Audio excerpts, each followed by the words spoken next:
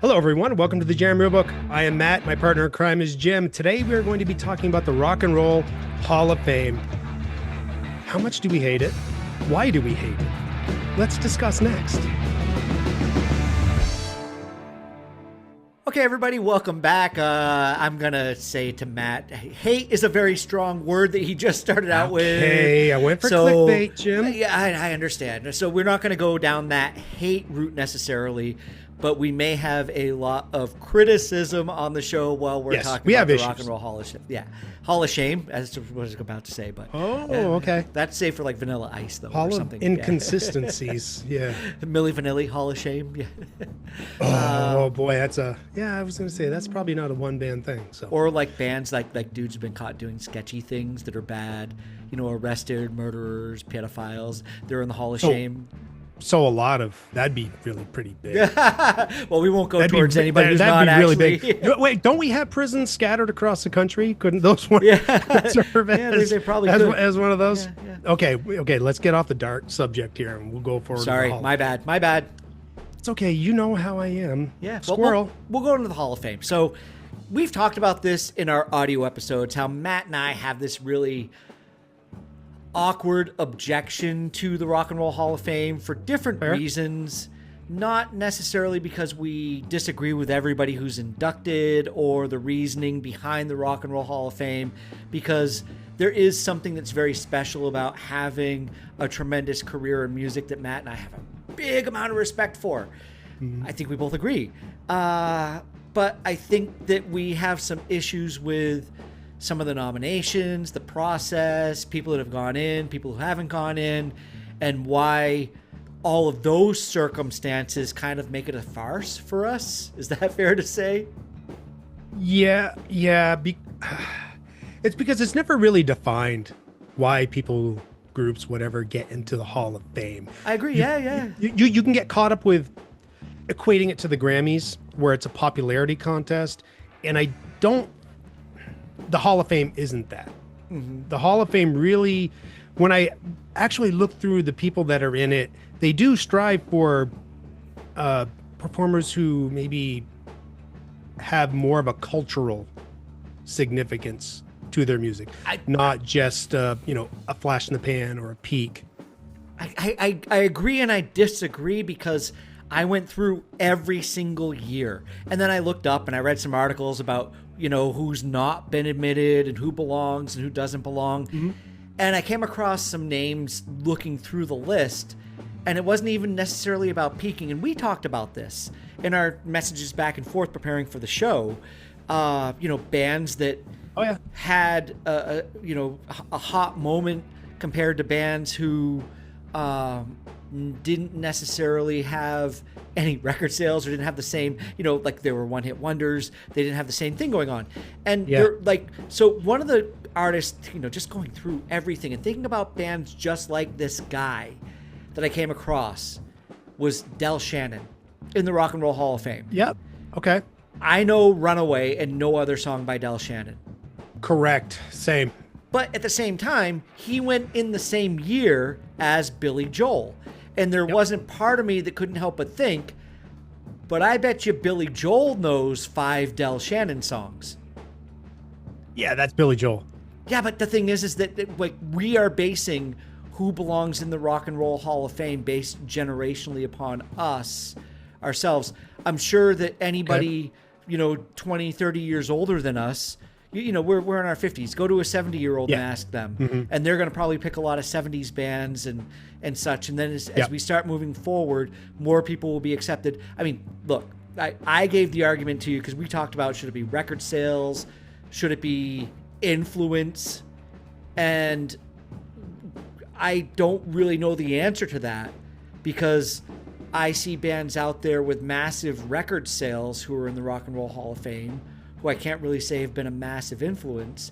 And then I see somebody like Iggy Pop, who I don't know if he sold a lot of records, and I don't know if he actually was a major influence or just an icon of his era. Not like, but look, he's unique. Don't give me that look. He's a major influence. On what? He is. he is considered, along with like the MC5, as a proto-punk band, responsible for punk being a thing. Okay. And I have it right here. Yeah, Iggy and the Stooges, they didn't get inducted until 2010. And I will say, what's surprising, I got all the nominees right here in front of me. Del Shannon was inducted by Art Alexakis. Who the hell's that? The main guy in Everclear. Doesn't that seem weird? Yeah. That seems really weird. You would think somebody who's going to be in the Rock and Roll Hall of Fame would induct somebody into the Rock and Roll Hall of Fame, not the guy from Everclear. And not to knock Everclear, because I like some Everclear songs, but they're not a Rock and Roll Hall of Fame band. No, they're not. And if you look early on, I mean, they started inducting people in '86, and those first 10, 20 years, it's boomer. It's baby boomer. Oh, yeah. And I think they tried to bring... I think they intentionally try to bring like 5 to 6 bands minimum every single year. Yeah, it's always kind of random. Yeah, the right turnout though. I think there's something aimed at making sure they get the right audience for a show. And I think one of the things that I struggle with, and maybe like our parents probably struggled with it, or maybe they didn't give a shit about the Rock and Roll Hall of Fame because it was kind of a new thing. It feels weird when bands like Green Day or Foo Fighters get inducted when they're still as active as they are, and I was fairly old when they first came along. But then I was looking at, like, say, Sheryl Crow. When she was inducted in 2023, she was 61 years old. All right. Wow. And she, and throughout her career, it's like every 2-3 years, she's putting out an album. But you have to have 25 years of experience to get inducted. Yes, 25 from your first release. Yeah, so that's pretty impressive. But Chuck Berry, right? He was 59. Yeah, but he was in the first class, I believe. I know, but still, right? It puts you in your space of your parents. Yeah. Right? Chuck Berry was around the same age as Sheryl Crow. Yeah, because in 1986 to you and I, Chuck Berry seemed like he was 120 years old. Exactly. It's like, wow, I can't believe this guy's still alive. kind of and he's younger than Sheryl Crow getting in. Yeah, I get your point. Exactly. If I got my dates right. But they're roughly around the same age as when they were inducted. It just feels weird being in the situation that we're in. Did you see that this past week in the news, Gene Simmons from Kiss has been called out on social media because the Rock and Roll Hall of Fame, the nominations come along every year in the springtime, which is why we're doing the show during this period. It won't come along until autumn. I'd probably October, November when they actually do it, but we don't even know who's going to be inducted this year. But we're talking about it ahead of time. So Gene Simmons doesn't understand why rap music's not in, and I can listen to an argument, but the reason why people are angry at him is because he said, because I don't speak ghetto, and there's so much evidence out there for just Gene shutting the fuck up. I mean, so I'm just going to bring that up, but to precursor the conversation of I think you and I, maybe I'm speaking for you and I because I just said that. So if I'm wrong, let me know. But I think we have some difficulty in understanding who and why people get accepted into the Rock and Roll Hall of Fame, because they come from genres that aren't considered rock and roll. And I think Gene Simmons has a point in a sense of, well, not a point, but I think his sentiment of rap music having its own place in the world of music and pop music having its own place. And I read something the other day that was like, well, come on, why the fuck isn't Hans Zimmer in the Rock and Roll Hall of Fame? Because if you're gonna put rap and you're gonna put pop music, and Shania Twain's gonna be in it, then why don't you have Hans Zimmer? Because he's the most rock and roll of all, or John Williams. Why? So this is where we get back into the cultural significance. Could Fatboy Slim could he go in the rock? Could a DJ go into the Rock and Roll Hall of Fame? Well, see, you're kind of getting into my argument there. Okay, here we go. Let's go. Because I wrote them down here. People who are rap acts that are in the Hall of Fame: Grandmaster Flash, the Furious Five, Run DMC, Public Enemy, NWA, Tupac, Eminem, Jay-Z, LL Cool J, kind of a mystery to me. Missy Elliott, again, kind of a mystery, just because of my ignorance of the Beastie Boys, significance. where are you? Outcast, Salt and Pepper. Yeah, Beastie Boys are in there. Beastie Boys are in there. So, like, some of them sample rock and roll. Well, So rock and roll had influence in their music, and it shifted the cultural acceptance of rap and hip hop to a broader audience. So culturally, they do fit. But in the future, when we start seeing who else gets nominated from rap, it's like, from this current group, I don't know what is culturally significant anymore, because there's so much stuff coming out. It's like Drake and Kendrick Lamar might be the next ones. Maybe, you never know. maybe based just on their beef alone. I don't know, but it is weird. I mean, especially because there is a hip hop Hall of Fame. Right? Yeah. And we can get into metal too. There's a metal Hall of Fame. There is no prog Hall of Fame because the building would be too long. I'm not going to get into it because there's something else I want to go to, but we can also talk about Songwriters Hall of Fame. I brought up to you, what's her name? The female Carole King. Carole King. I brought up Carole King. And how she is in the Rock and Roll Hall of Fame, but she's really a songwriter. And yeah, she had one great album, amazing album, one of my favorite records of all time, Tapestry. And like that, I think that's like one of the Desert Island albums for me. But it is. It is. I remember that. Yeah, but I don't understand her being in the Rock and Roll Hall of Fame because she's not rock and roll, but she's written some great rock and roll music, and she's in the Songwriters Hall of Fame. And that's where she absolutely belongs. But anyway, so I'm not going to argue with you. No. We're going to move on because we don't have enough time, and I have to bring this up. So everybody, in all of the experience, we've been doing this show come April for 5 years. 5 years, only a few months of video for us, but we're happy to bring it over to this because I think after not being able to argue to one another face to face and just doing it on audio, we got sick of it. So here we are. Yeah.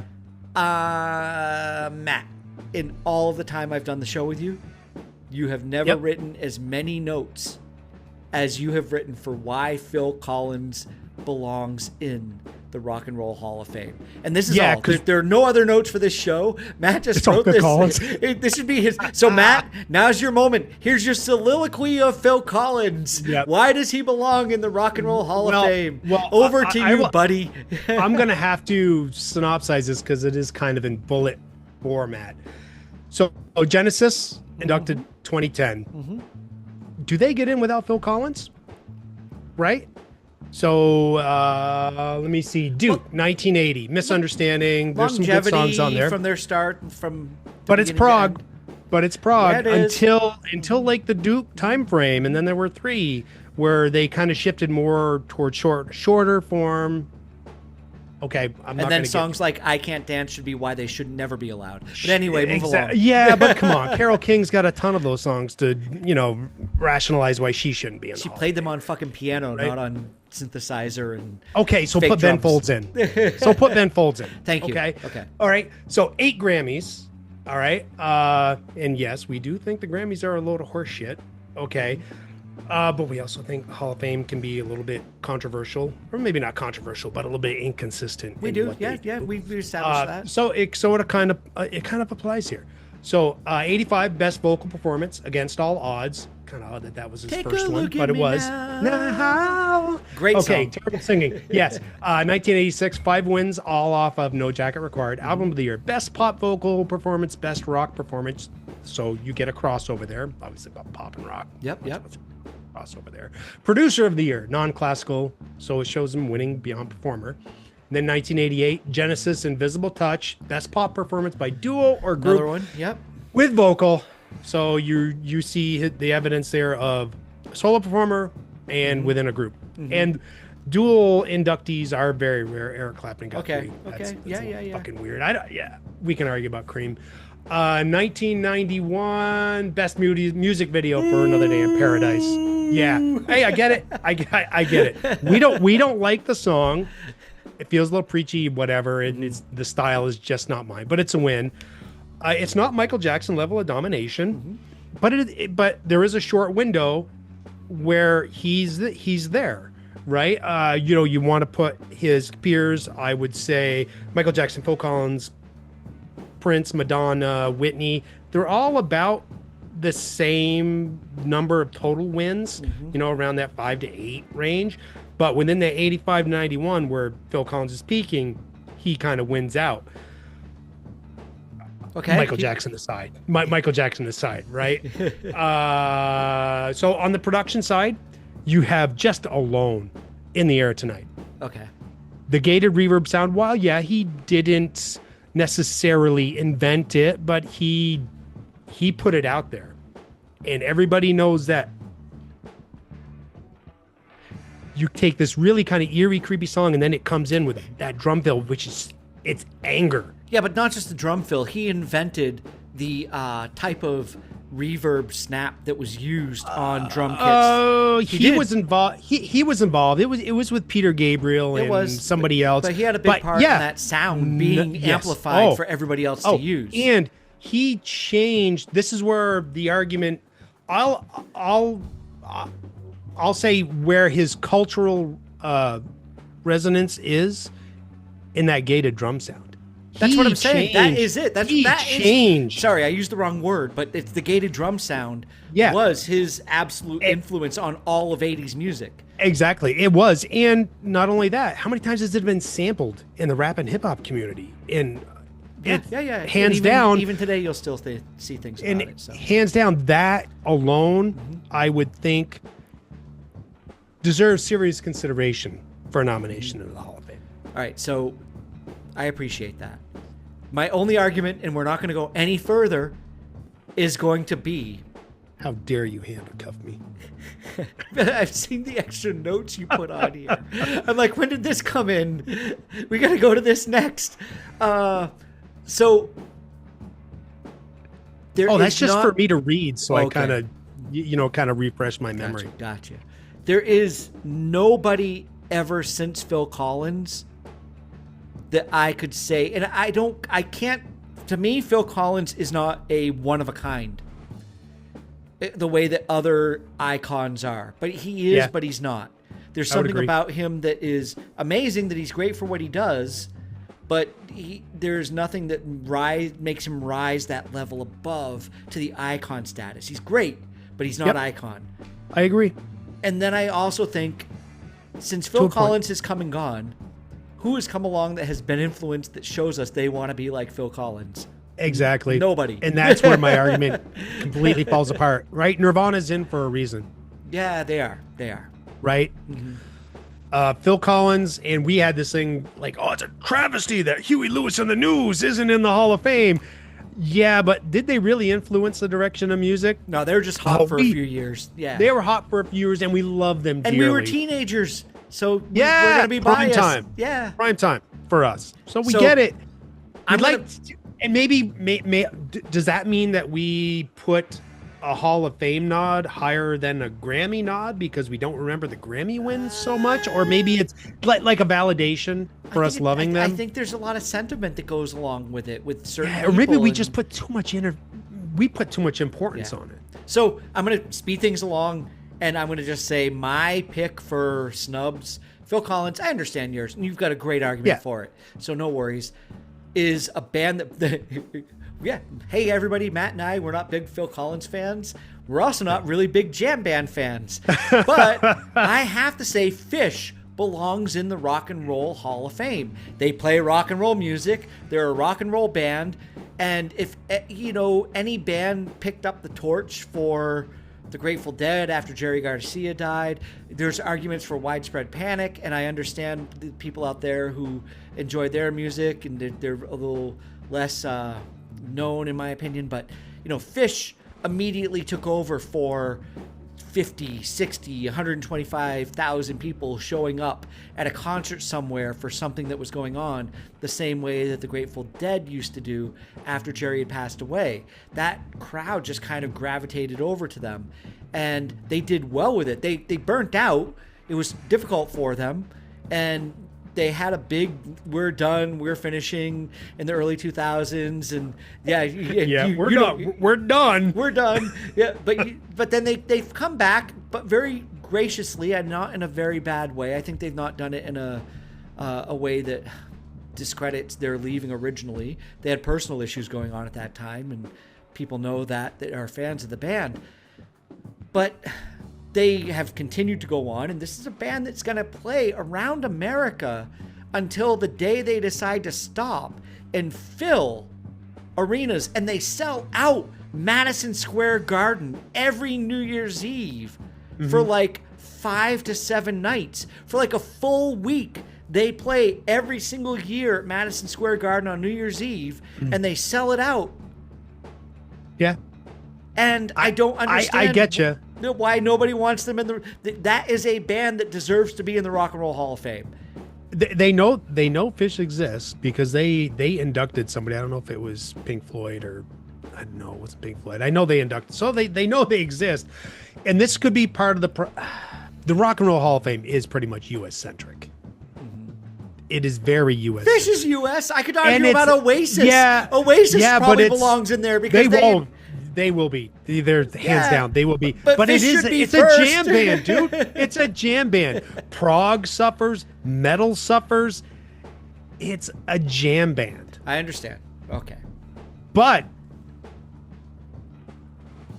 cultural significance is huge on a personal level. I just don't know how much they pushed the envelope. Right? If you weigh Phish, and I hate to bring up Nirvana again, but you go Phish and Nirvana was such a breakthrough. And Phish, huge fan base. But if the Grateful Dead was still, around, would Phish have been elevated to that? There are so many bands out there that are able to go and do what they're doing in a jam band scene now because they picked up on Phish. And people who want to be influenced. But who's listening? Jam band scenes, dude. They're not on the radio. You're not going to see them. But I guarantee this, in the town you fucking live in, they're playing every single fucking Friday and Saturday night there, and you know it. So don't even go there. How many, I would say metal. By the way, Matt lives in the area where Phish came from. So that's why I'm in Vermont. I'm in the Burlington area. Yeah. I would say that metal deserves more representation. I would definitely give it to jam bands. I would give it to Motorhead first. So if somebody said, "Come to me this year, you can do one vote for one band and one vote for the next," my first one would be Motorhead, not Phish. So maybe I'm wrong in saying that I feel like Phish is most ignored. And maybe I like. I would go with Iron Maiden too, for obvious reasons. I like Iron Maiden, and I have no problem with them. But I sent you a message one day that it was like every single thrash metal and hair metal band in the 80s that I've like a photo of them that I've seen. There's a guy wearing a Motorhead T-shirt in one of those Fuck pictures. Yeah, because Motorhead was or Lemmy was, but Motorhead was the band. They were the act you wanted to be when you were those other bands. They were, and Judas Priest is in, but it's for musical excellence, not as a performer. Okay, right? There's different gradients. So, and while they say, all these different awards we have, they're on the same level as everything else. Yeah, I cry bullshit because it sounds like you had to create space to allow bands like Judas Priest, prog bands to maybe be in because they can fucking play a scale better than anybody, right? Yeah. And Iron Maiden, they influence so many thrash bands. Anthrax is kind of just on the cusp of it, on that edge. They're one of the cusp bands too, but Iron Maiden should be in there. Just put them in there for musical excellence. I don't care how they get in. They need to be in. They were highly influential, and they have a huge worldwide fan base. Yes. Huge. They are not just loved by metalheads in the UK or the US. They're so huge. Taking this but away. Motorhead, God bless you. Thank you. I also said earlier to you in a chat, and we're not going to go into this, but I said that I thought that the Smashing Pumpkins belonged into the Rock and Roll Hall of Fame because that Billy Corgan guitar sound that's used on Siamese Dream, like Butch Vig actually has admitted to the fact that Nirvana stole that sound. But I also love maybe for a song or two. No, that's the sound. That is the 90s grunge sound. It came from the Smashing Pumpkins. But I agree to disagree. That's fine. We had the little chat about it, and I said that Billy Corgan was the Bob Dylan of grunge, and that's why they belong. They've got longevity. They still pack arenas. They're still going all over, playing festivals. And you said, was it not Nirvana? And I said, no, that was John Lennon. But I think that the Smashing Pumpkins did have a big impact on the 90s grunge scene as almost... If you're going to put the Foo Fighters in, if you're going to put Green Day in, to me, the Smashing Pumpkins belong in there before those two bands. I understand Nirvana. I have no problem with them being first. But, at this point, if you're putting Green Day and you're putting, Foo Fighters in, like, where the fuck is Soundgarden? Where the... I think they're up. I think they've been nominated. They've always been up. That's the rumor. No, the rumor is they're going to be nominated this year. And I'm not sure where I sit with that. So, moving along, because I can tie this in. Our favorite our favorite Rock and Roll Hall of Fame moments of all time, because I did say that Matt and I are not 100% against the Rock and Roll Hall of Fame. There are moments that shine for us. They're few and far between. There is something fun, I think, about watching old heroes come together and jam on songs and things like that I appreciate seeing on YouTube. But I'm gonna start. Is that okay? Because I'm going to tie it in, going back to grunge. You go ahead. And my favorite Rock and Roll Hall of Fame moment will tie in twice to Pearl Jam, because there's the first moment, which was back in the 90s when we were young, and that was when the Doors got nominated and added to the Rock and Roll Hall of Fame. And when they went in, Eddie Vedder came and joined the Doors, the remaining members, and sang a few Doors songs with them. And I couldn't ever think of anybody ever sounding better singing with the Doors than Eddie Vedder during that time. If you have a chance to go look it up, you might find it somewhere, but I think it's difficult, but it's awesome. Mm-hmm. So Eddie Vedder singing Roadhouse Blues, it sounds amazing. It's pretty sweet. But then also Pearl Jam, when they got inducted into the Rock and Roll Hall of Fame, apologies for not having the date up in front of me, but it was just a few years back. 2017. Thank you very much, Matt. By David Letterman. Thank you very much. I loved the fact that Dave Krusen, who was the original drummer from Pearl Jam, came back and joined them for their induction to play the song Alive. Because I've seen David Bruzy, I've seen Matt Cameron, seen, not live, but watched in music videos. I want to say maybe Jack Irons played with them for a little bit after, on Vitology. Okay. Dave Krusen was the Pearl Jam drummer on 10. And when 10 got released and Pearl Jam realized we're going to tour the country and we're going to do something, Dave Krusen suddenly found out he was going to be a dad and decided he was not going to join them on tour and he was not going to continue on with the band. And he went home to be a husband and dad in his family. Respect. Pearl Jam became Pearl Jam. So Dave Krusen, kicking the nuts, that is. Yeah, but what I've read, Dave Krusen got a phone call from Eddie Vedder. Very thankful to receive it. Got invited to come to the Rock and Roll Hall of Fame and be inducted with them because he was the original drummer for the band. And he went, and in the performance that night, he played drums on Alive. And Alive is one of those songs that you and I have probably heard as much as Freebird in our life or anything else. Yeah. And it can be difficult to swallow. I still At least with Alive, it was intentional. Yeah, but watching... Yeah, that's true. Yeah, it wasn't forced on us. We liked it in the day. You finally got my joke. I Thank did. you. Yeah. Watching the Rock and Roll Hall of Fame performance of the song is the first time I think I've ever seen a drummer performing it with Pearl Jam where it sounded exactly like it sounded off the album. And sometimes we like that and sometimes we don't. Okay. But it was like the first time in 2017 or maybe 2018, by the time I got around to watching it on YouTube, I heard it played right like live, it was right. You know, like it was exactly the way that I'd sung along, like everything that I'd heard in my life. And when they were out there performing it and singing it, I loved the look that Eddie gave back to Dave during the performance. Like, that's my drummer.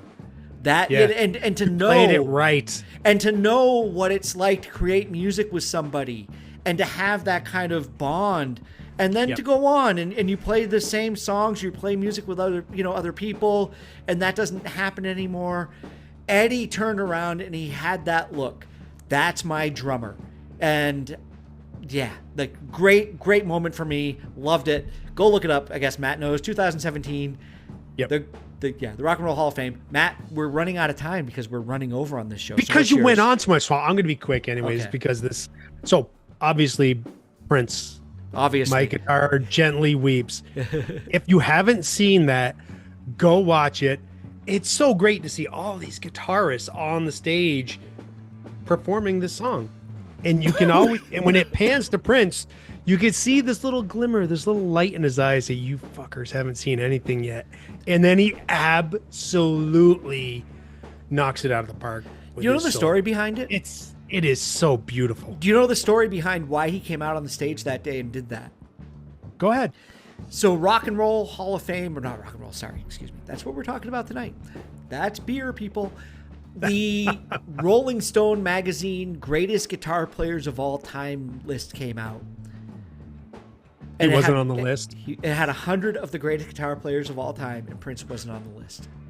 Yeah, and he said, "Fuck you." And he walked out. Yeah, and that's what he did. Which is what he should.